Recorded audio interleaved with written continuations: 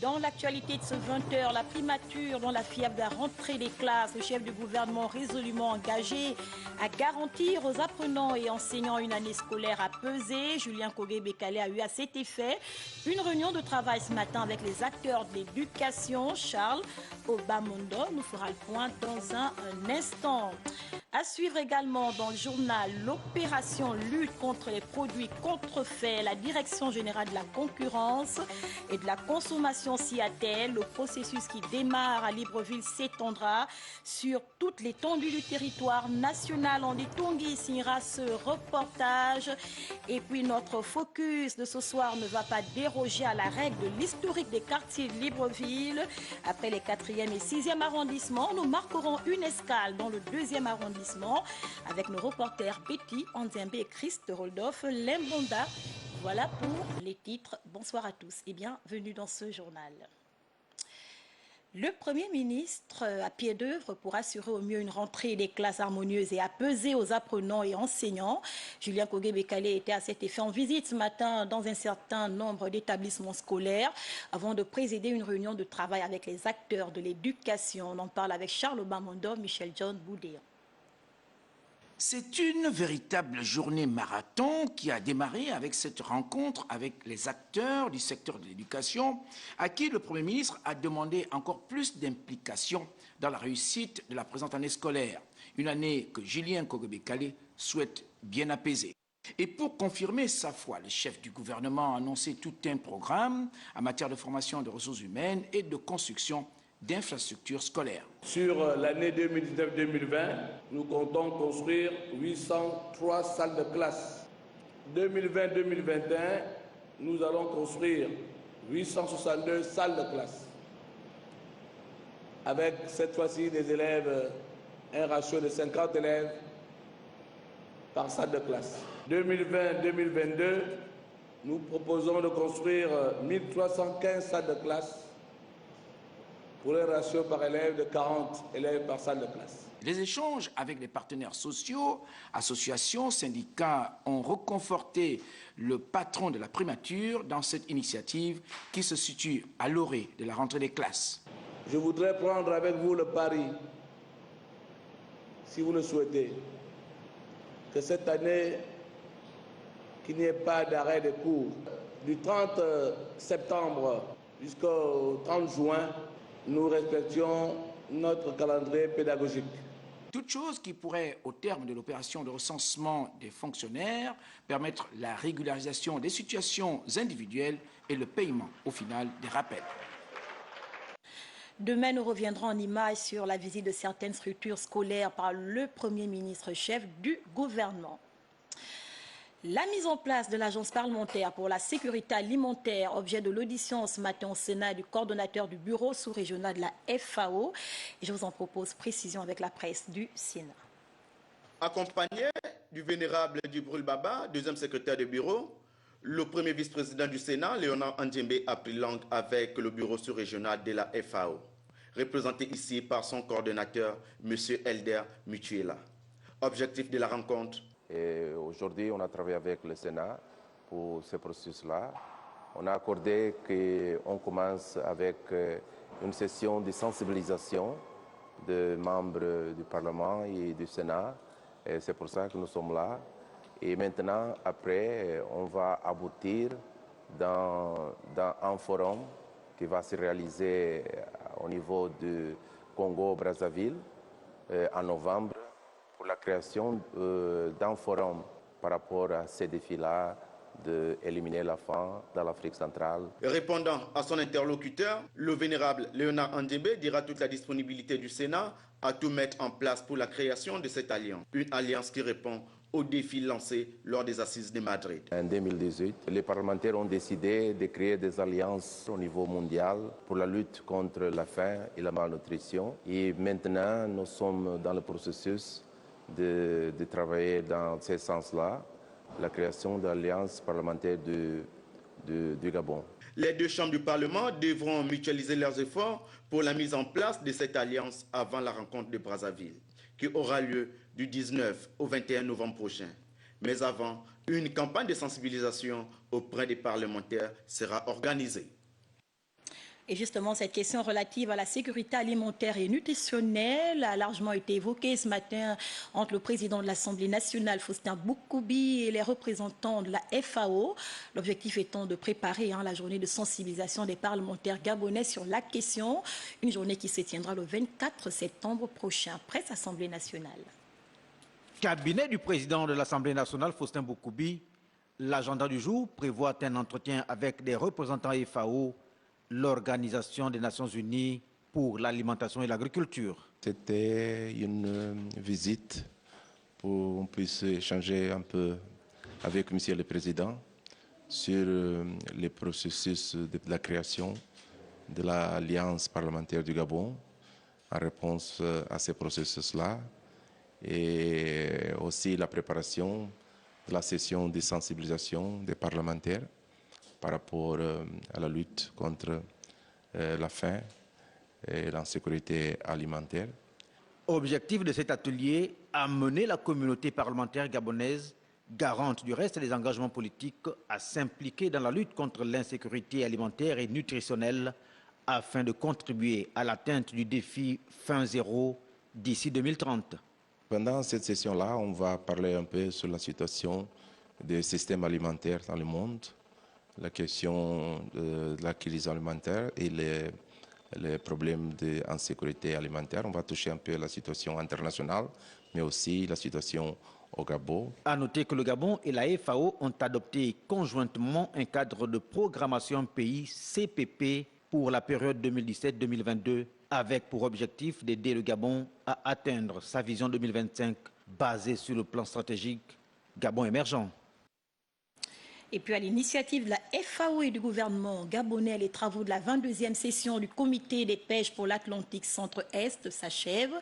Il s'est agi pendant 3 jours de travailler à l'amélioration du fonctionnement de cet organisme. On fait le point avec Marie-Jo Moussavou, Makondi, Richard Mobiwa.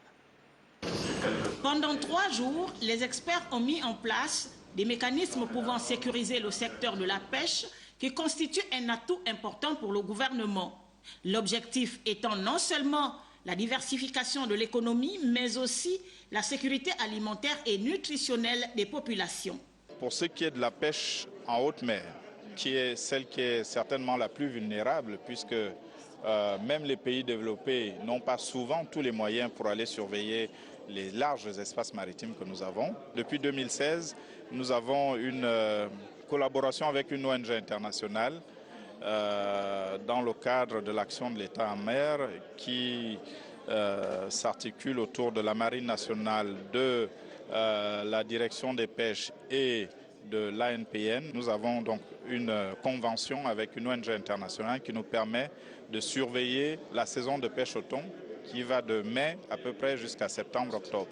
La 22e session du COPAS a abouti sur plusieurs conclusions. C'est très positif comme atelier parce que ça a permis au pays quand même d'échanger sur des questions précises, mais aussi d'avoir une vision beaucoup plus claire par rapport au soutien qu'on va faire pour le pays. Le COPAS, en tant qu'organisation régionale de pêche, a pour mandat d'encourager l'utilisation durable et rationnelle des ressources marines vivantes dans une zone du globe particulièrement productive. Le protocole de Nagoya au centre des échanges ce matin entre le directeur général de l'environnement et de la protection de la nature et les représentants des organisations de la société civile, eh bien, le renforcement des capacités sur la commercialisation de l'iboga, largement évoqué chez Lamé-Balé, Cédric Zengdon pour Le Point. Mettre en place les mécanismes normatifs et juridiques encadrant l'exploitation et la commercialisation des produits forestiers non ligneux et les ressources génétiques, c'est l'objectif de la tenue de cette rencontre qui a permis aux organisateurs de renforcer les capacités opérationnelles des représentants des organisations de la société civile, des institutions de recherche et des administrations publiques et privées. 80% de l'iboga qui est vendu dans le monde aujourd'hui part du Gabon. Et le Gabon ne bénéficie en rien à cette manne-là. Nous pensons qu'il est important de conduire ce plaidoyer, de conduire cette démarche-là qui va nous permettre d'arriver à, pourquoi pas, mettre en place un cadre juridique correct pour que les populations gabonaises, pour que le Gabon puisse bénéficier des retombées économiques issues de la commercialisation de la terre bernante Iboga. La présentation du protocole de Nagoya sur l'accès aux ressources génétiques et le partage juste et équitable des avantages qui en découlent de leur utilisation a marqué l'intervention du directeur général de l'environnement et de la protection de la nature. Nous voulons faire le protocole de Nagoya un instrument du développement de notre pays à travers la création de la richesse, à travers la création d'emplois. La rencontre de sensibilisation sur le protocole de Nagoya va s'étendre sur l'ensemble du territoire national afin de mieux outiller les parties prenantes sur la valorisation de notre patrimoine national culturel.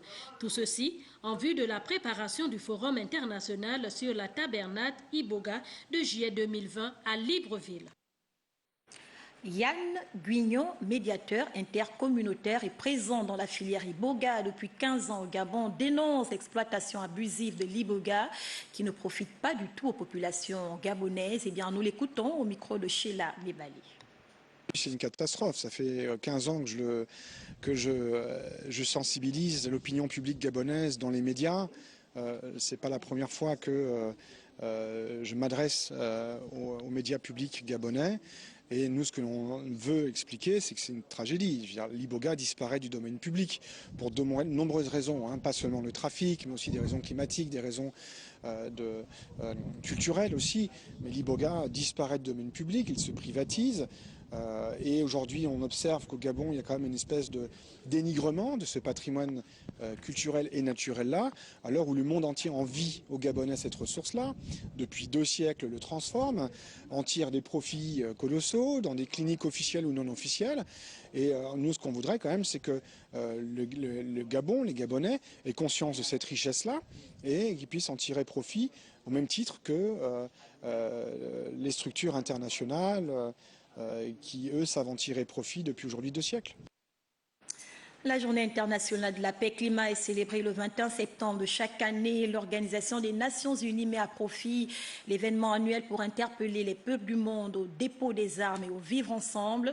À Libreville, certaines associations qui font dans l'environnement s'attellent déjà au nettoyage des rues et aux abords des plages. Lardine Guémamba et Gérami Hindou étaient sur place.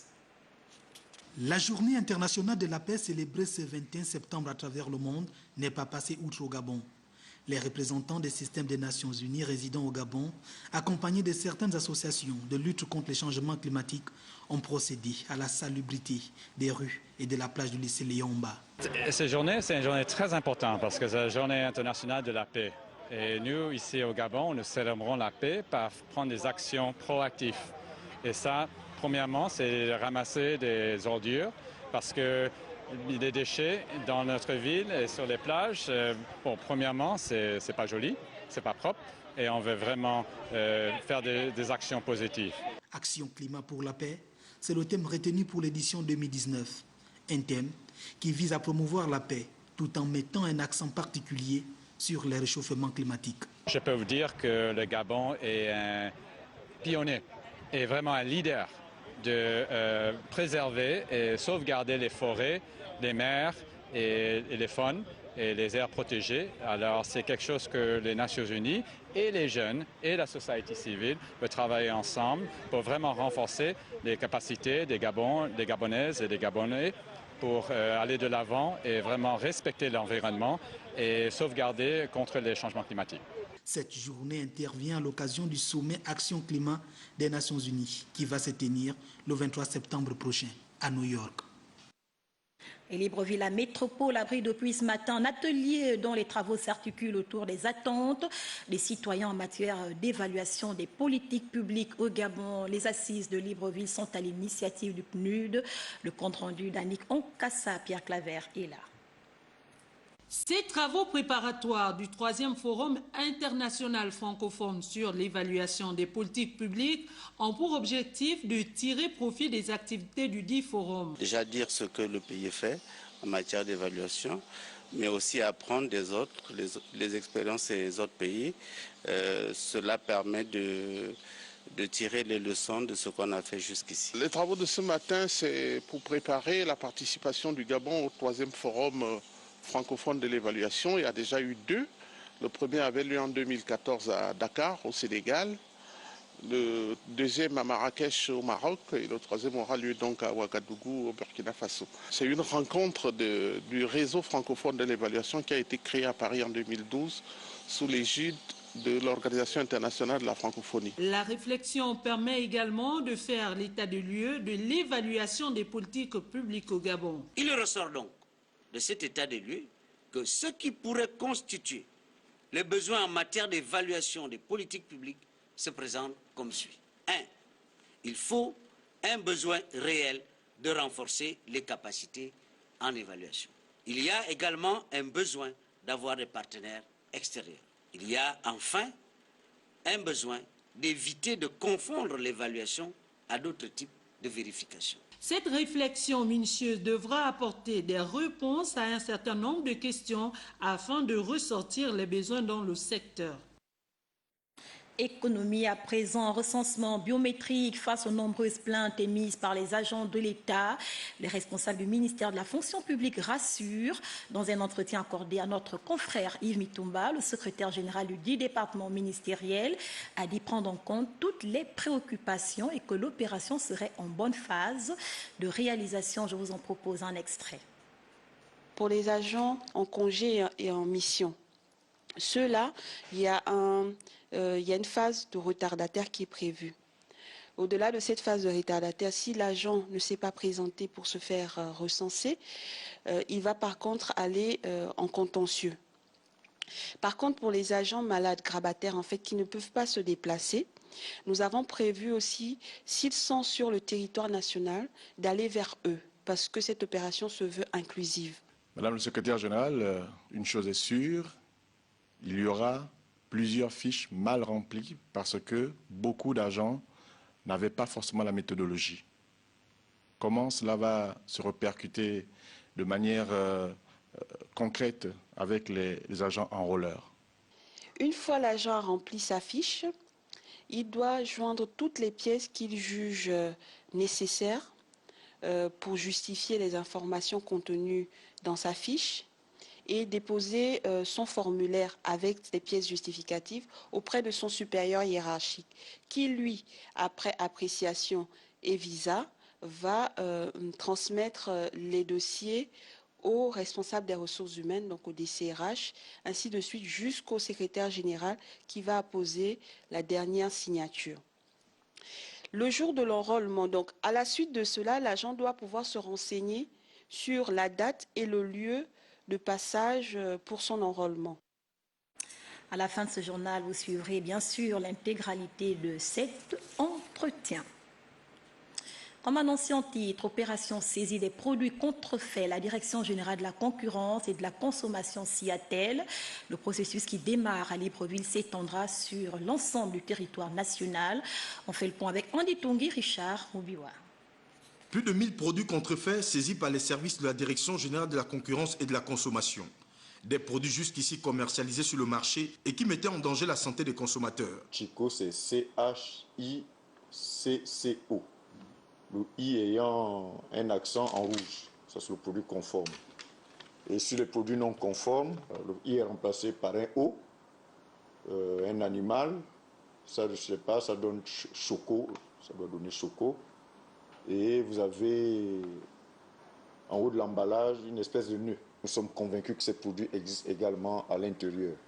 Et les consommateurs qui se trouvaient devant ces produits peuvent toujours nous saisir à notre numéro vers 80-85, qui est un numéro gratuit. Donc nous allons poursuivre les opérations de terrain la semaine prochaine et ces opérations seront étendues sur l'ensemble du territoire national. Ces articles d'imitation seraient en provenance de la Chine. Ils sont actuellement stockés dans l'enceinte du bâtiment annexe de la DGCC. À 20 conformes, ce sont des biberons qui sont conformes.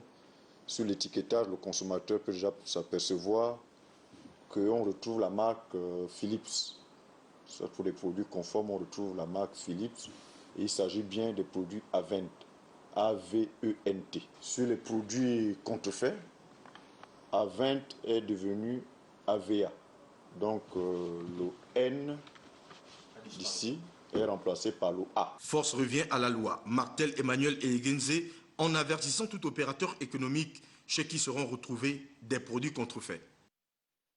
De l'économie à la politique, sans transition, l'honorable David Labaye, député du 2e siège du département de Tamba-Magoti, nous sommes dans la province de Langouni au sud du Gabon, était récemment au contact de son électorat, l'occasion d'une dotation de kits scolaires aux élèves et enseignants de la localité. Les précisions de Priskankama, Valérie Charles pour Langoui. Composé de 5000 cahiers et d'une variété d'instruments de géométrie, destinés aux écoliers ainsi qu'au personnel enseignant, cette dotation est l'œuvre du député du 2e siège du département de Tamba-Magoti, David Labaye. L'élu du peuple a voulu à travers ce geste apporter son soutien aux parents d'élèves en cette période de rentrée scolaire. Le geste, ça me va tout droit au cœur parce que bien qu'ils ont maintes fois fait ce geste, mais ça a été un geste symbolique d'abord aux yeux de toutes les populations. Et souvent quand ils l'ont fait, c'est pas tout le monde qui était, donc là on a vu tout le monde, donc un certain nombre de choses s'est dit, et tout le monde, moi je crois que c'est vraiment bien, je suis même, ça me réjouit. Dans une démarche de proximité, le responsable du 2e siège du département de Tamba-Magoti a également mis ces instants à profit pour échanger avec les siens sur les problèmes qui minent leur quotidien. Et je peux vous dire qu'avant ça, il y a eu des dons, mais où sont les cahiers de charges? Où sont tous ces biens qui ont été achetés? Où se retrouvent tous ces biens? Nous avons des priorités, l'école est là. Regardez les conditions. Il y a l'école de Poignant, les mêmes conditions. L'école du Gono, jusqu'au fin fond, les conditions sont identiques. L'honorable David Labaye a pour ce fait interpellé les opérateurs économiques installés dans sa contrée sur l'importance de contribuer au développement local pour le bien-être des populations. Sans surprise, l'élément qui va suivre va probablement vous intéresser à plus d'un titre. Il traite de l'étymologie des quartiers de la commune de Libreville. Après les 4e et 6e arrondissements, on marque ce soir une escale dans le 2e arrondissement de Libreville en compagnie de Betty Nzembe, Christ, Rodolphe Lembanda. Marché d'Nkembo, hôpital d'Nkembo, église d'Nkembo, des lieux attractifs dans un quartier historique. Le nom Kembo, donné par de femmes Sekiani qui avaient pour activité la coiffure, renvoie à tout ce qui est beau. Nkembo, c'est une cohabitation des femmes et des Sekiani qui sont autochtones d'ici. Nkembo, ça veut dire tout ce qui apparaît joli, brillant, qui plaît à l'œil. Au temps de 54-55, oui, il n'y avait aucune route ici. Aucune route. Quand tu disais à quelqu'un, tu habites Kembo, il n'en revenait pas. C'était la vraie brousse. Mais à partir de 60, on a commencé par voir quand même, pas de goudron, mais un peu de ce qui peut être considéré comme route à l'époque. Atubetos est un autre quartier du 2e arrondissement de la commune de Libreville. Les premiers à y habiter sont également les Sekiani. C'est donc Mikomindon qui bâtit ce lieu d'habitation du nom d'Atibutos vers 1950. Atibutos est un enfant qui en français qu'on peut traduire par l'empreinte de la chaussure. Donc il fut une certaine époque où il n'y avait pas de goudron, il n'y avait que la laiterie. Donc lorsque les gens passaient, ils laissaient des empreintes dessus. Atibutos, le tout premier habitant qu'on retrouve le plus haut à cette époque, c'était M. Mbobian et Bizuyangwe. Ce sont là qui sont également de la tribu Gueye Benzin. Ce quartier dans lequel nous nous trouvons, il faut reconnaître que c'était d'abord Nkembo Sud. C'était ce nom qu'il portait à une certaine époque. Comme tous les autres quartiers de la commune, Atibutos a connu une succession de chefs, partant de chefs de terre à chefs de quartier. Les tout premiers chefs que nous avons connus dans notre quartier, il s'agit d'un ancien notable qui est décédé il y a plusieurs années. Il s'appelait Ndombiban. Et Ndombiban, après son décès, son fils a pris le relais au Biandon, qui, c'est dans les années 70 que le pouvoir public vont décider de remettre ça à un vieux retraité qui était un ancien militaire, M. André Afouan. Alors, monsieur le défunt André Afouan, lui, il est parti de 1970 jusqu'en 2010, 2011. 2011, donc c'est en 2011 que je prends le relais. Un notable témoigne de l'état de ce quartier lors de son arrivée. C'était un village après un autre, après un autre. Les 24 quartiers du 2e arrondissement ont chacun une origine. Des quartiers comme Aton-Abé, c'est Aton et ruisseaux, 2 petits ruisseaux qui viennent se rejoindre pas loin de là, donc qui arrivent de gauche et droite, et on a parlé d'Aton, donc 2 ruisseaux, Abé, donc Aton-Abé, textuellement enfant quoi. Vous avez des quartiers comme Kembo Campagne. Il y avait un Sikiani qui avait un petit troquet et qu'il avait dénommé Campagne. Et du coup, le quartier a le nom de Campagne aujourd'hui. Sotega Nord, Sotega Sud, ancienne Sobraga, Sosiga, ces zones vont bientôt changer de dénomination pour être en rapport avec la réalité géo-historique d'un Kembo. Une autre découverte, nous allons pour ce faire dans la Nyanga au sud du Gabon où les élèves de la commune de Gamba conduits par le coordonnateur du programme VVF étaient en excursion au village Mogagara. Gildas Biviga, notre correspondant sur place, nous fait le point. Nous sommes à Mourarara, un village dont l'existence est tirée d'une société installée il y a plusieurs années. Après le départ de la dite société, Mourarara restera le domaine privé d'une famille. À quelques jours de la rentrée des classes, les élèves en vacances ont tenu à en savoir un peu plus sur cette partie du Gabon, surtout dans le domaine de la faune.